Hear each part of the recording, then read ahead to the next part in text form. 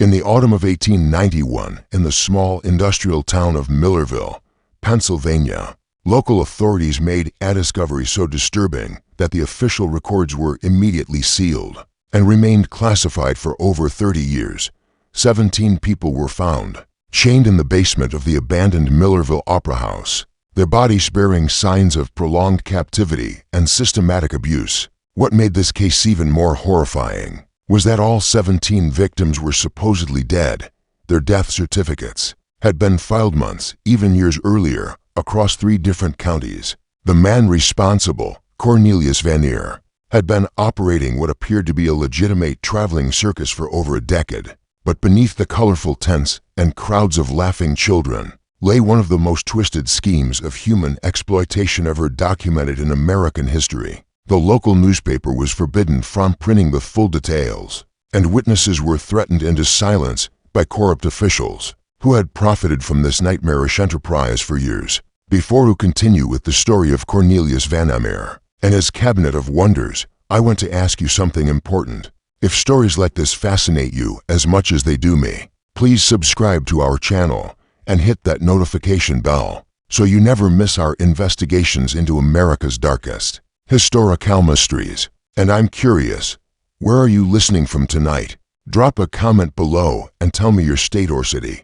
Now, let's dive into what really happened in Millerville, Pennsylvania in that terrible autumn of 1891. The discovery that would expose Vanier's operation came not through diligent police work, but through a desperate act of courage by someone who had witnessed horror firsthand. Millerville in 1891 was a town caught between 2 worlds. The old Pennsylvania countryside, with its rolling hills, Angerman immigrant communities, was rapidly giving way to industrial progress. Coal mines dotted the landscape, and the newly completed Pennsylvania Railroad branch had brought prosperity to some and desperation to others. The population had swollen to nearly 8,000 souls, many of them recent immigrants from Ireland, Germany, and Eastern Europe, drawn by promises of steady work in the mines and steel foundries. It was a town where people minded their own business, where a man's past mattered less than his ability to work hard and pay his debts. This attitude of willful blindness would prove to be exactly what Cornelius Vanier needed to operate his twisted enterprise for so many years without detection. Vanier himself was an imposing figure, tall, well-dressed, with the kind of commanding presence that made people listen when he spoke. He claimed to be from a wealthy Dutch family in New York, though no one had ever bothered to verify his background. What mattered was that his money was real, and he spent it freely in Millerville's shops and taverns. He had purchased the old Opera House in 1887, ostensibly to use as winter quarters for his traveling show. Vandermeer's Cabinet of Wonders. The Cabinet of Wonders was, by all outward appearances, a typical traveling circus of the era. It featured acrobats, animal acts, musical performances, and yes, a freak show. Such exhibitions were enormously popular in late 19th century America, drawing crowds who paid good money to gawk at people with physical differences or disabilities. What set Vanier's show apart, locals would later claim, was the remarkable quality of his performers and the haunting, almost supernatural quality of their acts. There was Eliza, billed as the bone serpent woman, whose body could contort in ways that defied human anatomy. There was giant Johann, the Bavarian colossus, who stood nearly 8 feet tall and could bend iron bars with his bare hands. Most memorable was little Mary Catherine, known as the Singing Angel, a young woman with a beautiful voice who appeared to be missing both arms, though her sleeves were always carefully arranged to conceal the exact nature of her condition. What the audiences didn't know was that many of these performers had not willingly joined Vanier's troupe. They had been carefully selected, acquired through means that would not be fully understood until that terrible day in October when the truth finally came to light. The town sheriff, Josiah Cromwell, was a man who had grown comfortable with the arrangement Vanier had proposed. Shortly after his arrival, a monthly payment of $50, more than most men in Millerville made in 2 months, ensured that Cromwell asked no uncomfortable questions about Vanier's business practices or the occasional reports of missing persons that seemed to coincide with the circus visits to neighboring towns. Dr. Henry Kellerman had arrived in Millerville 6 months after Vanier. Claiming to be a German physician specializing in disorders of human development, he rented a small office above the general store and quickly established himself as Vanier's business partner and the show's official medical consultant. What the townspeople didn't realize was that Kellerman's medical credentials were entirely fabricated, and his real expertise lay in chemistry, specifically in the preparation of drugs that could keep people docile and compliant for extended periods. The three men, Vandermeer, Cromwell, and Kellerman, had created what they believed to be the perfect criminal enterprise. They would identify suitable candidates in small towns throughout Pennsylvania and the surrounding states, people with disabilities, unusual physical characteristics, or simply those who wouldn't be immediately missed. Orphans were particularly valuable targets, as were recent immigrants. With no family connections in America, their method was sophisticated for its time. Kellerman would pose as a doctor offering free medical examinations or treatments to vulnerable individuals. Once he had them alone, a carefully prepared mixture of laudanum and ethiopiates would render them unconscious. By the time they awoke, they were hundreds of miles away, chained in the basement of the Millerville Opera House with no memory of how they had arrived there. But the true horror of Vandermeer's operation went far beyond simple kidnapping. It was a systematic process of breaking down human beings and rebuilding them as performers using techniques that combined psychological manipulation, physical abuse, and chemical dependency. The goal was not just to make them perform, but to make them believe they had no choice, no past, and no future beyond their role in the Cabinet of Wonders. The first crack in Vandermeer's carefully constructed facade appeared on the evening of October 12, 1891, when a young woman stumbled into the office of the Millerville Weekly Gazette, barely conscious and speaking in what seemed like disconnected fragments. Thomas Fairchild, the newspaper's editor and primary reporter, was working late when he heard the frantic knocking at his door. When he opened it, he found a girl who appeared to be in her early 20s, though malnutrition had made her exactitude difficult to determine. Her clothes were tattered, her feet bare and bleeding, and her eyes held a wild, terrified expression that Fairchild would never forget. "They're still down there," she whispered, gripping his arm with surprising strength. "In the dark. They can't get out. The chains are too heavy." Fairchild helped her to a chair and offered her water, which she drank greedily. As she gradually calmed down, her story began to emerge in fragments that initially made little sense. She spoke of a place beneath the opera house where people were kept in small rooms, of a man who came with needles and bitter medicine, of being forced to practice the same movements over and over, until her body screamed in pain. "My name is Sarah," she said, though she seemed uncertain even about this basic fact. "Sarah Henley. I think I'm from Lancaster, but they told me I was dead. They showed me papers that said I was dead." Fairchild was initially skeptical. The girl's story was so outlandish and her mental state so fragile that he wondered if she might be suffering from some form of dementia or hysteria. But something about her desperation, the specific details she provided, and the genuine terror in her eyes convinced him that she was telling the truth about something. She described the layout of the opera house basement in remarkable detail, including garchitelic features that Fairchild knew to be accurate. She spoke of specific individuals, other captives, providing names and descriptions that were too consistent and detailed to be delusions. Most compelling of all, she knew things about Vanier's business operations that no outsider should have been able to know. "There's a ledger," she said, her voice growing stronger as she spoke. "Mr. Vanier keeps it in his office.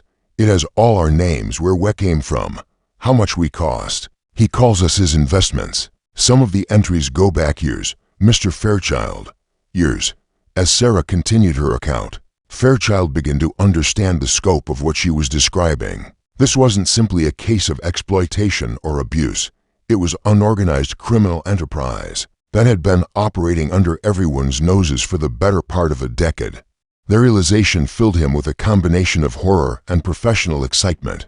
If Sarah's story was true, he was looking at the biggest story of his career. But first, he needed proof, and getting that proof would mean confronting some of the most powerful men in Millerville. men who had their sources and connections to destroy anyone who threatened their operation. Sarah's escape had been possible only because of a mistake in her evening medication. Kellerman's assistant, a nervous young man named Peter, who helped with the daily care of the captives, had miscalculated her dose of laudanum. Instead of the stupor that usually followed her medication, Sarah had experienced unusual clarity and alertness. When Peter failed to properly secure her shackles during what should have been her weakest period, she had managed to work herself free. The basement of the opera house was a maze of small windowless rooms that had been converted into cells. Each room contained a single captive chained to the wall in such a way that they could lie down, but couldn't reach the door. A complex system of pulleys and locks ensured that only Vandermeer and Kellerman could release the restraints. Sarah's room had been next to that of Jan, the giant whom audiences knew as Bavarian Colossus, through whispered conversations over the course of months. She had learned his real name, Jan Briner, a simple-minded immigrant from Bavaria, who had been working as a dock laborer in Philadelphia when Kellerman's men found him. Jan's enormous size and gentle nature had made him perfect for Van Aer's purposes, but the constant rugging and psychological abuse had reduced him to a childlike state of dependency. In the room on her other side was Mary Catherine, the singing angel, whose real name was Catherine Neal. Catherine had been born with a rare condition that had resulted in the underdevelopment of her arms, but she had possessed a remarkable singing voice that had made her a local celebrity. In her hometown of Scranton, she had appeared after accepting an invitation to audition for what she believed was a legitimate theatrical company. That had been 3 years earlier. The horror of their situation went beyond the physical captivity. Vandermeer and Kellerman had systematically worked to destroy their captive sense of identity and hope. They were given new names, new backgrounds, and were constantly told that their families believed them to be dead. False death certificates were prepared and filed with local authorities, often with the assistance of Sheriff Cromwell, who maintained contacts in multiple counties throughout Pennsylvania. The psychological manipulation was perhaps even more cruel than the physical abuse.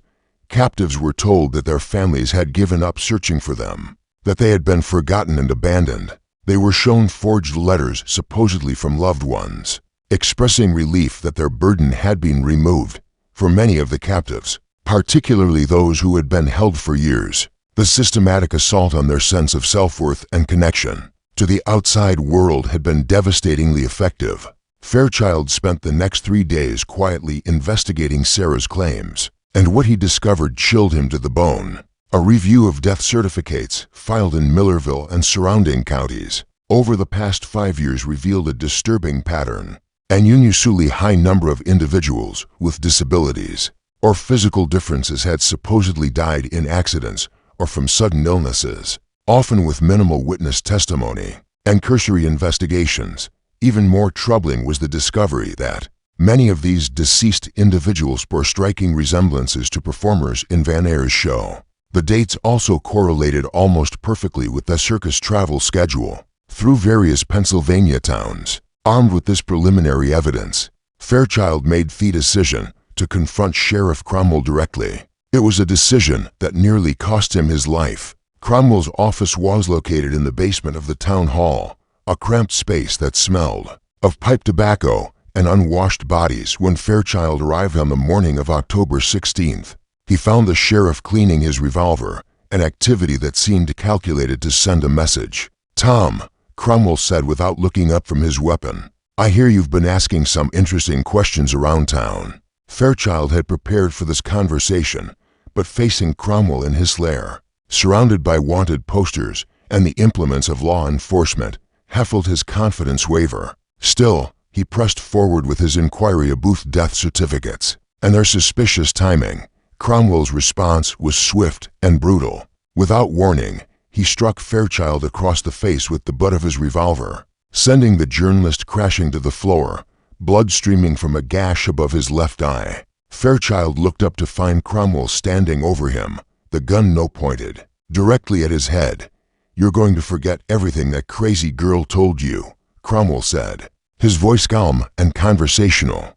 "You're going to forget you ever saw her. And if I hear that you've been spreading stories about upstanding citizens like Mr. Vandermeer, Well, accidents happen in mining towns, Tom. Men disappear all the time. But Cromwell had made a critical error. In his arrogance, he had essentially confirmed Sarah's story while simultaneously revealing his own involvement in the conspiracy. Fairchild, despite his terror, was still thinking like a journalist. Every word Cromwell spoke was further evidence of the corruption that had allowed Van Eyre's operation to flourish. Fairchild left the sheriff's office convinced that he was in mortal danger, but also more determined than ever to expose the truth. He knew that he couldn't rely on local law enforcement, and that any attempt to contact state or federal authorities would likely result in word getting back to Cromwell before help could arrive. His solution was both brilliant and desperately dangerous. If he couldn't bring the authorities to the evidence, he would bring the evidence to the authorities and to the public. Over the next week, Fairchild worked with Sarah to plan an infiltration of the Opera House basement. Sarah's knowledge of the building's layout and the routines of the guards would be crucial, but the plan would require precise timing and no small amount of luck. The goal was not rescue. That would require more resources than Fairchild possessed. Instead, they would gather irrefutable proof of the captive's existence and Van Eyre's criminal enterprise. Fairchild would photograph the basement cells, document the conditions of the prisoners, and if possible, obtain copies of Van Eyre's records. But as they prepared for this dangerous mission, neither Fairchild nor Sarah realized that their activities had not gone unnoticed. Kellerman, whose training in observation and analysis made him naturally paranoid, had begun to suspect that Sarah's escape had not been as random as it initially appeared. On the evening of October 23rd, as Fairchild was preparing his camera equipment for the infiltration plan for the following night, Kellerman made a disturbing discovery. A routine inventory of his medical supplies revealed that several vials of chloroform were missing, along with a quantity of photographic chemicals that had no legitimate medical use. The realization that someone was planning to document his operation sent Kellerman into a panic. He immediately contacted Van Eyre and Cromwell, and the three men began to implement what they called their emergency protocol, a plan they had developed for the possibility that their operation might be discovered. The emergency protocol was simple in its brutality: eliminate all evidence, including the captives themselves. What Fairchild and Sarah didn't know was that their planned infiltration had been anticipated. Kellerman's discovery of the missing chemicals had prompted the conspirators to accelerate their timeline dramatically. Instead of waiting to see what evidence might be gathered against them, they decided to eliminate the threat entirely. On the night of October 24, 1891, as Fairchild and Sarah approached the Opera House under cover of darkness, they walked directly into a trap that had been carefully prepared for them. The building appeared deserted, exactly as Sarah had predicted it would be. Van Eyre and his associates typically spent their evenings at the Millerville Social Club, a private establishment where the town's wealthy and influential residents gathered to drink, gamble, and conduct business away from prying eyes. This routine had provided Sarah with the opportunity she needed to escape, and Fairchild was counting on it to provide the cover they needed for their investigation. They entered through a basement window that Sarah had deliberately left unlocked. During her escape, the basement was pitch black, filled with the smell of human waste, unwashed bodies, and something else, a sweet cloying odor that Fairchild couldn't immediately identify. Using a small lantern with a heavily shaded flame, they began to navigate the maze of makeshift cells. What Fairchild saw in that dim light would haunt him for the rest of his life. The captives were in far worse a condition than Sarah's descriptions had prepared him for. Many appeared to be severely malnourished, their bodies bearing signs of systematic abuse and medical experimentation. Several seemed to be in states of drug-induced stupor, responding only minimally to Sarah's whispered attempts to communicate with them. Yon, the gentle giant, was shackled with chains that had worn deep grooves in his wrists and ankles. His enormous frame had been reduced to skin and bones, and his eyes held a vacant expression that spoke of a mind that had been broken beyond repair. When Sarah spoke his name, he looked toward her with a flicker of recognition, but seemed unable to comprehend what was happening. Catherine Ollie was in even worse condition.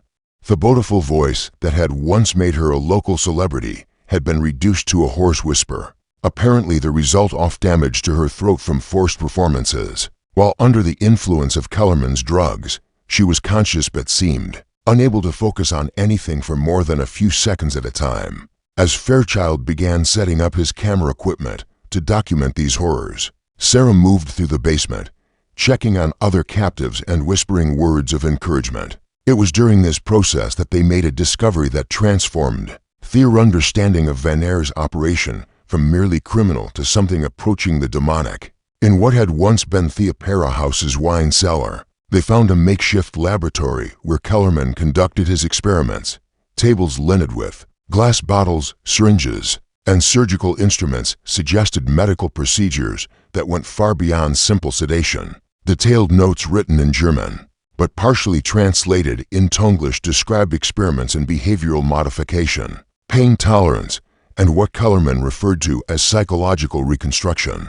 But the most damning evidence was found in Van Air's office, located in what had once been the Opera House's box office. Hidden behind a false panel was the ledger Sarah had described, but its contents were far more extensive than she had realized. The ledger contained detailed records of 43 individuals who had been acquired for the Cabinet of Wonders over a period of 8 years. Each entry included the person's real name, place of origin, the circumstances of their acquisition, and their assigned stage identity. More disturbing still were the notations indicating which captives had died in custody and how their deaths had been concealed. 17 individuals were listed as currently active performers. The remaining 26 were marked as discontinued, a euphemism that Fairchild realized must refer to captives who had died during their imprisonment or who had been murdered when they became too sick or psychologically damaged to perform. But as Fairchild photographed the ledger pages by the light of his shaded lantern, a sound from the basement stairs made his blood run cold. Heavy footsteps were descending toward them, accompanied by the low murmur of voices. Their trap had been sprung. The sweet cloying odor that Fairchild had noticed earlier suddenly became recognizable. It was chloroform, and the concentration in the air was increasing rapidly. Someone had been pumping the chemical into the basement ventilation system, probably for several minutes before they had even realized they were in danger. Sarah, who had been moving between the cells, checking on other captives, suddenly collapsed near the far end of the basement. Fairchild, fighting against the effects of the drug, managed to gather his camera and the most important ledger pages before his own consciousness began to fade. The last thing he saw before losing consciousness was the imposing figure of Cornelius Van Air, descending the stairs, carrying a lantern in one hand and a revolver in the other. Behind him came Sheriff Cromwell and Dr. Kellerman, along with 12 men Fairchild didn't recognize, presumably hired Muscle Broughton to help implement their emergency protocol. As consciousness faded, Fairchild realized with crystal clarity that he and Sarah were about to become the next entries in Van Air's ledger of discontinued acquisitions. When Fairchild regained consciousness, he found himself in one of the basement cells, shackled to the wall with the same heavy chains that held the other captives. His camera was gone along with ledger pages he had tried to preserve. Sarah was in the cell next to his, still unconscious from the chloroform. The next several hours brought a level of terror that Fairchild had never imagined possible. Van Air, Kellerman, and Cromwell took turns interrogating him, demanding to know who else he had told about their operation, and whether he had managed to send any information to outside authorities. Their methods were brutal but calculated. Kellerman, drawing on his knowledge of human anatomy and pain, inflicted agonies that left no permanent marks, but were excruciating beyond description. Cromwell relied on more traditional techniques, beatings with leather straps, near drowning in buckets of ice water, and the psychological torture of detailed descriptions of what would happen to Sarah if Fairchild didn't cooperate. But it was Van Air who proved to be the most terrifying interrogator. His approach was coldly intellectual, almost academic in its precision. He seemed genuinely curious about Fairchild's motivations, asking detailed questions about his background, his family, his aspiration as a journalist. It gradually became clear that Van Air was evaluating whether Fairchild might be converted into another performer for his Cabinet of Wonders. "You have a certain presence, Thomas," Van Eyre mused during one of their conversations. Intelligent eyes, good bone structure. With the right training and adjustments, you could be quite compelling on stage. I'm thinking perhaps the scholar Offrose or the melancholy gentleman. We could develop an act around your supposed tragic history. A former man. O'Fletcher's driven mad by forbidden knowledge. The casual way Vandermeer discussed transforming him into a performing commodity was perhaps more terrifying than any physical torture. It demonstrated the complete absence of normal human empathy that had allowed him to operate his business for so many years. But even as he endured these interrogations, Fairchild was gathering information. The interrogations revealed that the operation was far more extensive than he had initially realized. Van Eyre had contacts in at least 6 states, a network of corrupt officials and medical practitioners who helped identify and acquire suitable candidates for his shows. More disturbing still was the revelation that the Cabinet of Wonders was not Van Eyre's enterprise. He also operated what he called private exhibitions, exclusive performances for wealthy clients who paid premium prices for more intimate and disturbing entertainments. These private shows often involved forced performances of a sexual or violent nature, and it was these exhibitions that provided the majority of Van Eyre's profits. The emergency protocol that had been triggered by Fairchild's investee involved not just the elimination of witnesses, but the complete dissolution of the Millerville Apparent. Vandermeer had already begun making arrangements to relocate his operation to a facility in Ohio, where a corrupt asylum director had agreed to provide cover for his activities. The plan called for the murder of all current captives, the destruction of all records, and the staged accident deaths of anyone who might be able to connect Van Eyre to the operation. This included not just Fairchild and Sarah, but also several townspeople who had asked uncomfortable questions over the years, and even Peter, Kellerman's nervous assistant, who was considered a security risk. Just when we thought we'd seen it all, the horror in Millerville intensifies. If this story is giving you chills, share this video with a friend who loves dark mysteries. Hit that like button to support our content, and don't forget to subscribe to never miss stories like this. Let's discover together what happens next. But Van Eyre had made a crucial mistake in his calculations. He had assumed that Fairchild was working alone, motivated in nothing more than journalistic curiosity and personal ambition. What he didn't know was that Fairchild had been conducting a secret correspondence with his former colleague at the Philadelphia Inquirer, Margaret Dalton, who had established herself as one of the few female investigative journalists in the country. Fairchild had been sending weekly letters to Dalton, initially as a courtesy to keep her informed about small-town life in Pennsylvania. But as he had become suspicious of Vandermeer's operation, his letters had taken on a different tone. In his final letter sent just 2 days before Sarah's escape, he had explicitly stated his concerns about the Cabinet of Wonders, and had requested that Dalton contact federal authorities if she didn't hear from him within 10 days. That 10-day deadline was rapidly approaching, and Dalton had already begun making inquiries with contacts in the Treasury Department and the newly formed Bureau of Investigation. What's more, she had taken the precaution of forwarding copies of Fairchild's letters to colleagues at newspapers in Pittsburgh and New York, ensuring that the story couldn't be completely suppressed, even if something happened to both of them. On the morning of October 28, 1891, as Van Eyre was finalizing his plans to eliminate all evidence of his operation, a telegram arrived at the Millerville Telegraph office that would change everything. It was addressed to Sheriff Cromwell, but its contents were intended for a very different audience. The telegram was from Margaret Dalton, and it was deliberately worded to appear routine while actually serving as a warning to Fairchild. It read, "Sheriff Cromwell conducting research for article on traveling entertainments. Require interview with Thomas Fairchild and Cornelius Van Eyre. Federal authoritious intertest in regional business practices. Arriving November 1st with documentation team. Please arrange meetings. Mere Dalton." Philadelphia Inquirer. The telegraph operator, a gossipy man named Henry Walsh, who prided himself on being informed about all the town's business, immediately brought the telegram to Cromwell's attention. But Walsh also mentioned it to several other people during his daily rounds. including the barkeeper at the Millerville Social Club, who mentioned it to Vanier that evening.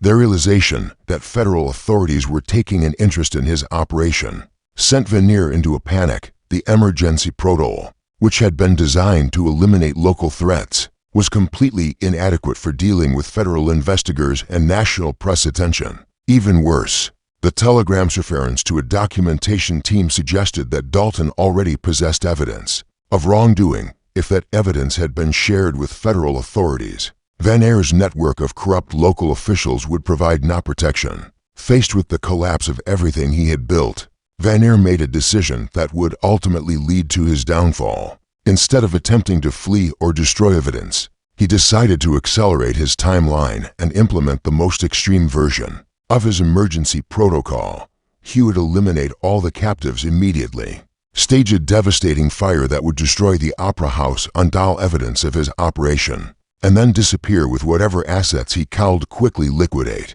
The plan was desperate and poorly conceived, but in his panic, Vanier couldn't see any alternatives. What he didn't realize was that his panic-driven decision to move very quickly would give his captives and the authorities the opportunity they needed to bring his reign of terror to an end. The night of October 29th, 1891 began with what appeared to be the systematic execution of Vandermeer's emergency protocol. Kellerman had prepared massive doses of morphine and strychnine, intending to poison all 17 captives quickly and relatively quietly. The plan called for their bodies to be doused with kerosene and burned along with the opera house, eliminating all physical evidence of their imprisonment.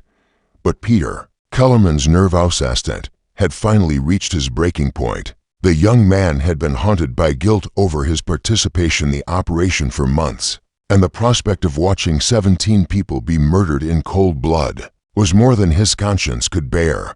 Instead of helping Kellerman prepare the poison, Peter made a desperate decision that would save multiple lives. He slipped away from the opera house and ran to the home of Reverend Samuel Brooks, the pastor of Millville's Methodist Church and one of the few local figures who had never been corrupted by Vanier's influence. Brooks initially dismissed Peter's frantic story as the ravings of a madman, but the young man's detailed knowledge of the opera house layout and his accurate descriptions of people who had supposedly died years earlier gradually convinced the Reverend that he was telling the truth. Working together, Brooks and Peter developed a plan to alert state authorities while simultaneously preventing the immediate murder of the captives. Brooks would send urgent telegrams to the Pennsylvania State Police and the governor's office, while Peter would return to the opera house and attempt to delay Kellerman's poisoning operation. But their plan faced a critical obstacle: time. Kellerman had already begun administering what he told the captives were routine sedatives, but which were actually the first stage of a three-part poisoning process designed to cause what would appear to be natural deaths from heart failure. Peter's return to the opera house was a masterpiece of desperate improvisation. He told Kellerman that Cromwell wanted to interrogate the captives one final time before their elimination, buying precious hours while the Reverend's telegrams made their way to the state capitol.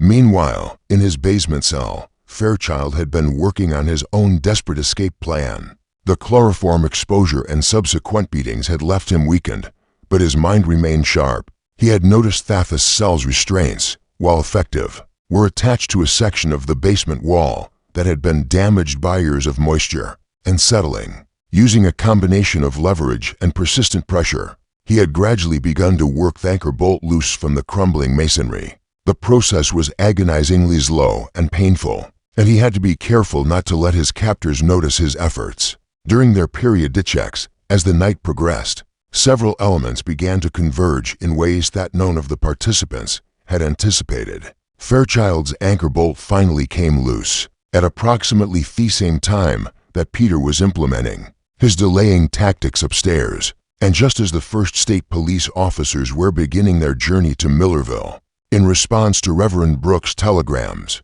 Fairchild's escape from Hissel was only the beginning of an even more dangerous phase of his ordeal. The basement was still guarded, and he was weakened by days of captivity and torture. But his knowledge of the building's layout, gained during his brief photographic expedition, allowed him to navigate the maze of corridors and reach other captives. What he found when he began freeing the other prisoners was a testament to both human capacity for endurance and the devastating effects of prolonged psychological abuse. Many of the captives were so heavily drugged or psychologically broken that they couldn't comprehend what was happening. Others, particularly those who had been imprisoned for years, were terrified that any attempt at escape would result in even worse punishments. Sarah, despite her own trauma, proved to be invaluable in convincing the other captives that this was their only chance for freedom. Her earlier escape had given her credibility with the group, and her knowledge of each person's individual fears and capabilities allowed her to communicate effectively even with those who were barely conscious. But their liberation efforts were complicated by the physical condition of many captives. Yon, the gentle giant, was so weakened by malnutrition that he could barely walk. Catherine O'Malley had developed a severe respiratory condition that made any physical exertion extremely difficult. Several others had injuries or medical conditions that had been deliberately left untreated as part of Kellerman's control mechanisms. As they worked to free as many people as possible, Fairchild and Sarah could hear increasing activity on the floors above them. Shouting voices, heavy footsteps, and what sounded like furniture being moved suggested that Vanier and his associates were implementing some aspect of their emergency protocol. The situation reached a crisis point when Kellerman, growing suspicious of Peter's delays, decided to check on the captives personally. His discovery of Fairchild's empty cell and the ongoing liberation efforts triggered an immediate alarm that brought Vanier and Cromwell rushing to the basement. What followed was a chaotic confrontation in the narrow basement corridors with 17 weakened captives caught between their liberators and their captives. Vanier, armed with a revolver and backed by Cromwell and several hired men, seemed to have the advantage of position and firepower.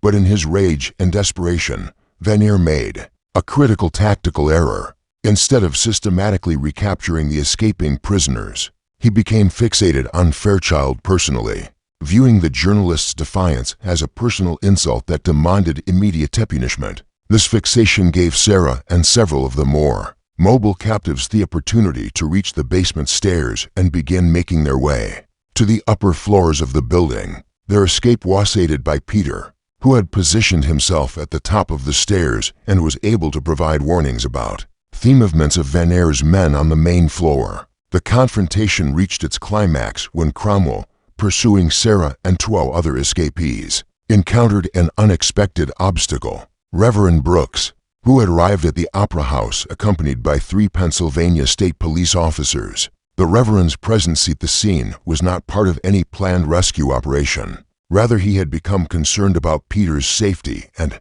had decided to personally verify that help was on the way. The state police officers were an advance team who had arrived in Millerville faster than anyone had expected. Thanks to a fortuitous rail connection, the site of legitimate law enforcement, officials in his Opera House sent Cromwell into a panic. His first instinct was to try to maintain his authority as local sheriff, but the state officers had already been briefed about the suspected corruption of local officials. In the confusion that followed, with captives streaming up from the basement and state officers trying to sort out who was whom, Vanier made his final desperate gambit, rather than surrender or attempt to flee.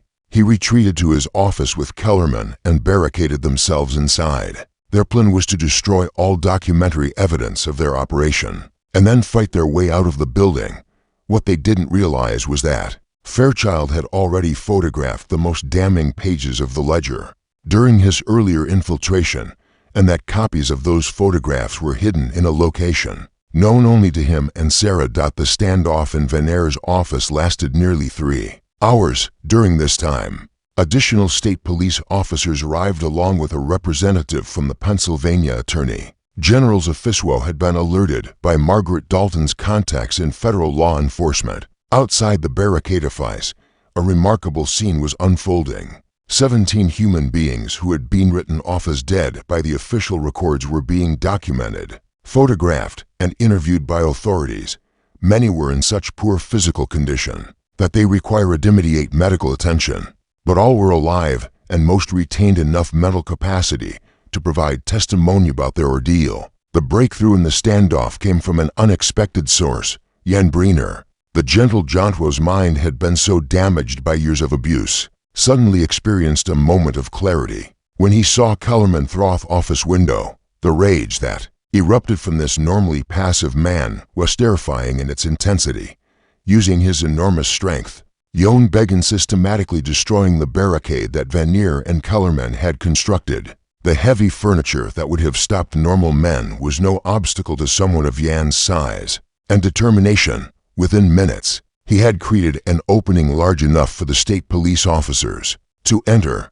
Kellerman's capture was accomplished with violence. The false doctor had collapsed into a state of nervous exhaustion and offered no resistance.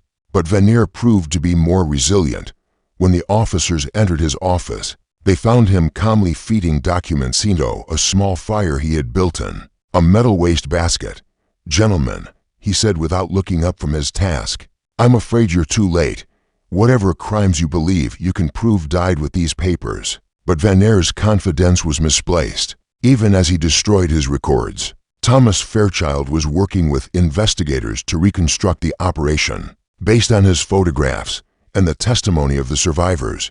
More importantly, Peter's detailed knowledge of the day-to-day operations provided investigators with information that no written record could have contained. The arrest of Sheriff Cromwell proved to be almost anticlimactic. Faced with overwhelming evidence of his corruption and the testimony of multiple witnesses, he immediately attempted to negotiate a plea agreement in exchange for information about Vanneer's broader network of accomplices.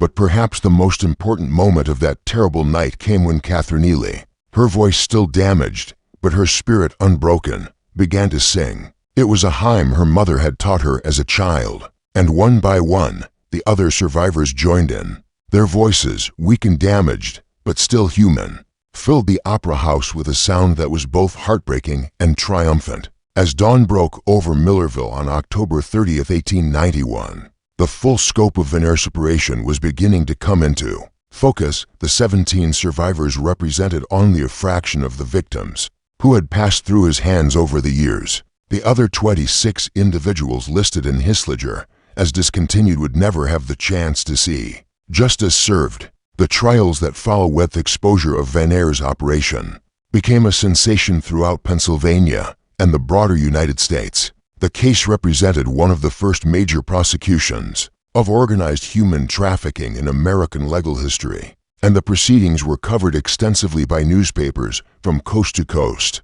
Cornelius Vanneer was ultimately convicted on 43 counts of kidnapping, 17 counts of unlawful imprisonment, and 6 counts of murder. The evidence against him was overwhelming, combining physical proof, documentary evidence, and the testimony of survivors who had found the courage to speak publicly about their ordeal. His execution, carried out on March 15, 1893, drew protesters both for and against capital punishment, but there was little public sympathy for a man who had systematically destroyed so many lives for profit. Dr. Heinrich Kellerman received a sentence of life imprisonment after cooperating extensively with investigators. His detailed confessions proved authorities with information that led to the arrest of accomplices in 6 states and the exposure of a network of corruption that reached far beyond Millerville. Perhaps most importantly, Kellerman's medical records allowed investigators to understand the full extent of the psychological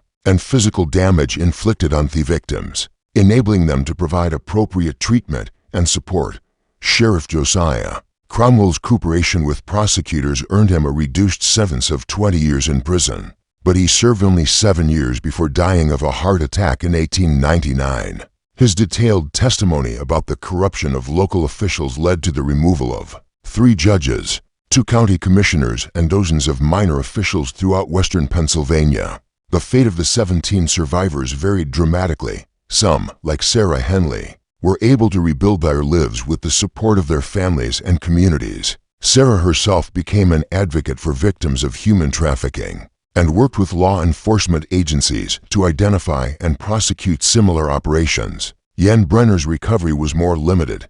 The years of psychological abuse had left him with permanent mental damage, but he was able to live independently with support from his church community in Philadelphia. He never fully regained his ability to speak coherently about his experiences, but he found peace working as a handyman and gardener until his death in 1923. Catherine O'Malley's voice never fully recovered from the damage inflicted during her captivity, but she was able to return to her family in Scranton and eventually married a local merchant who had waited for her despite believing her to be dead. She lived quietly until 1934, rarely speaking about her experiences, but maintaining correspondence with other survivors until the end of her life. Thomas Fairchild's coverage of the Vanier case established his reputation as one of America's premier investigative journalists. He eventually moved to New York and worked for several major newspapers, but he never forgot the lesson he had learned in Millerville about the importance of giving voice to those who cannot speak for themselves. Margaret Dalton's role in exposing the operation led to her being hired by the Philadelphia Inquirer as their first female investigative correspondent. She continued to work closely with Fairchild on cases involving corruption and human trafficking, and their partnership resulted in the exposure of several other criminal operations. Throughout the 1890s, the Millerville Opera House was demolished in 1892, and the site remained vacant for decades. In 1934, the city erected a small memorial garden on the location, with a plaque commemorating the 17 survivors and the 26 victims who did not live to see justice served. But perhaps the most lasting impact of the Vandermeer case was its effect on American law enforcement and legal procedures. The case demonstrated the need for better coordination between local, state, and federal authorities in investigating crimes that cross jurisdictional boundaries. More importantly, it highlighted the vulnerability of marginalized populations, immigrants, orphans, and people with disabilities to exploitation and abuse. The publicity surrounding the case led to the establishment of several advocacy organizations and contributed to reforms in how missing persons cases were investigated and documented. The case also had a profound impact on the regulation of traveling entertainments and circuses. New laws required performers to carry documentation proving their voluntary participation, and regular inspections were instituted to ensure that traveling shows were not being used as covers for criminal activities. Yet, even as justice was served and reforms were implemented, disturbing questions remained.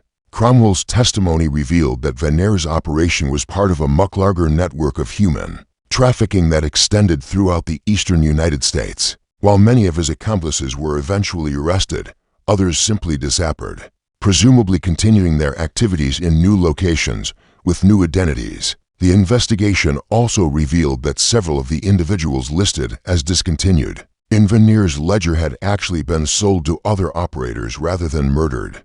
Despite extensive efforts by law enforcement, most of these people were never found, and their ultimate fate remains unknown. Perhaps most troubling of all was the discovery that Vanier's operation had been able to function for so long precisely because it exploited societal prejudices and indifference toward vulnerable populations. The ease with which death certificates could be falsified for people with disabilities, the willingness of officials to accept bribes to look the other way, and the public's appetite for entertainment that dehumanized performers all contributed to creating an environment where such horrors could flourish. In the end, the Millerville case serves as both a testament to human resilience and a warning about the capacity for evil that exists when greed, prejudice, and power combine in the absence of accountability and justice. The 17 people who survived Vanier's Cabinet of Wonders had their names officially restored to the living, their death certificates voided,